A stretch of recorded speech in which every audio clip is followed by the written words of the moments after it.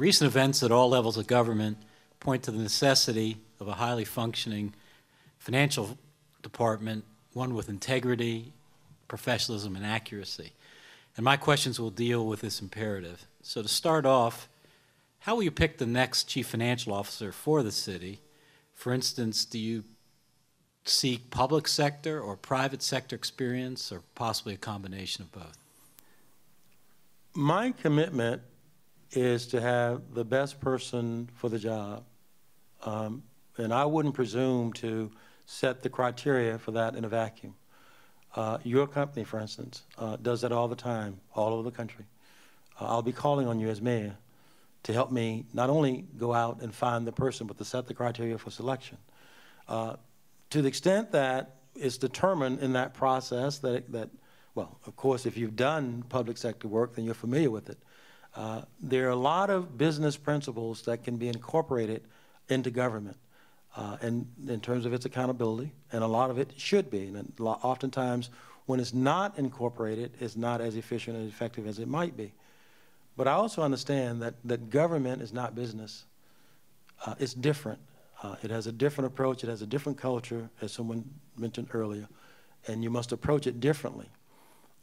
Someone who's had public experience and private experience would understand the difference and could be very, very effective, perhaps even more so than someone who's just had one.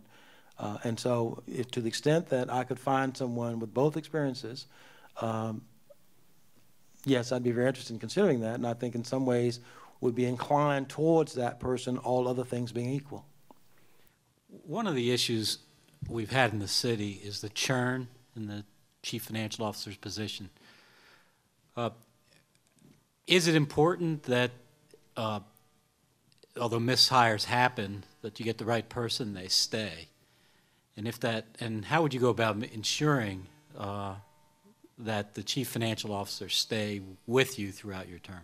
You set the, well, you use the criteria of selection, getting the best person you can, and before you make a selection, you make sure that you and that person are on the same page about what the job is about and how it's to be accomplished.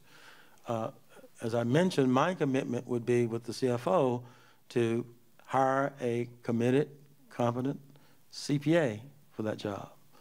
I want them to be performance-oriented, and I want them to be cost-conscious.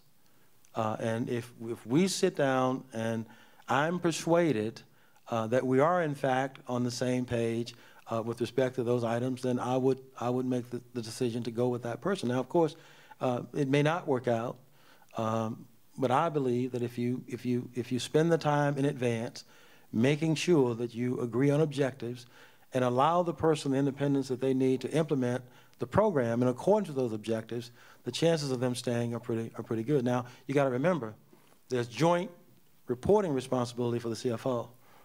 There's the mayor's office and there's the council, and the council must weigh in on that. But my approach will be to have someone who is independent and who, no matter what the situation is, will tell me the truth, the whole truth, and nothing but the truth. You mentioned quite clearly here that there's three stakeholders in general: the mayor, the city council, and then, of course, the citizens. How will you mentor and supervise the financial function, starting with the chief financial officer, to define these interests and sort through them? If you bring in someone who has a public-private experience, then they will have had some opportunities to develop some of that. The Atlanta business community has always been very supportive of government. Some of the most successful initiatives in the city are because of the support that they've gotten from the business community. That's one of the relationships that needs to be nurtured. And I would invite the business community, the community leadership voters, as well as rank and file, man off the street people, to share their ideas. And to the extent that there's mentoring that's required with respect to the person that would be hired, of course, I will stress to them from the beginning and throughout that there are these constituents who need to be accommodated, and make the introductions to the community that need to be made to facilitate that.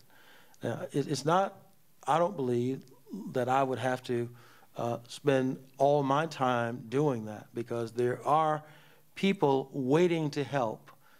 And that's why I'm not afraid of this job. It's a big job. It's a difficult job. And if I thought I had to do it alone, I wouldn't attempt it. But I know that there are lots of people waiting at the gate to help. And that's one area where I'd seek some of that help. The budget in government's a little different than the budget in a business. Right. The budget is a law. The budget is the roadmap. It is the allocation of the public resources. How will you go about enhancing the public visibility and participation in the budget process? My approach to governing would be to be always completely candid and transparent with respect to the public, but also with respect to the other branch of government. I would not propose to develop a budget, submit it to council, take it or leave it. I would include them in the process of developing it. Now, that doesn't mean that I will advocate my responsibility to decide on priorities in the budget. And I will do that to my best ability.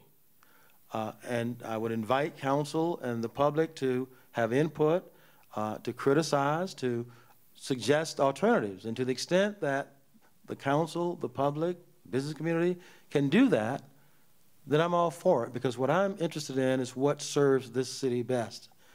And to the extent that they don't, then I'm going to proceed with what, in my judgment, is best for this city based on the input that I received. But there will be total transparency, not just with respect to the budget, perhaps especially so with respect to financial matters, but with respect to everything I do in city government. The auditor will be just as welcome in my office on my last day as on my first. One of the things from my own experience is the mind-boggling myriad of accounts and funds in government accounting and government processes. Do you believe that it would be possible during your administration to communicate to the public a comprehensive budget of the city, maybe at the level of a household description? Of course. Why haven't we done it? One of the things that has troubled me is there is this lack of transparency. There is this separation of enterprise funds from general fund. And what's been happening in the past is the only thing elected officials are concerned about, and I don't mean they don't care, that's not what I mean, in terms of discussions with the public, are those things that affect the public directly, the general fund. And the concern about that, because that's where the ad valorem taxes go. And the public is affected by it directly because to the extent that you raise the taxes, then they respond. You have other funds that don't have that impact. You get fees, watershed management. Of course, people are very concerned about that. Airport, not so concerned because it's a self-sustaining entity. And so it doesn't impact the public. And oftentimes, I believe, public officials are so concerned about the thing that affects their career, the general fund, that they don't pay as much attention to those other things. So yes, I think it's possible to bring all those together, to be transparent about them. I think it's been a lack of political will, if you will. The squeaky wheel gets the oil theory, because the general fund is what impacts the voters, so that's what we focus on. One more quick question. How important in this organic view you're describing is a multi-year perspective? Very. And why? Well, because unless you are planning beyond what you see for this year, you got to be able to take into account trends. And we talked about lowering the millage rate earlier. Well, if you just look at what's in the till today, it may seem like we got excess money. But if we don't look ahead to the next year, we may look ahead and it may have another downturn like we're having today.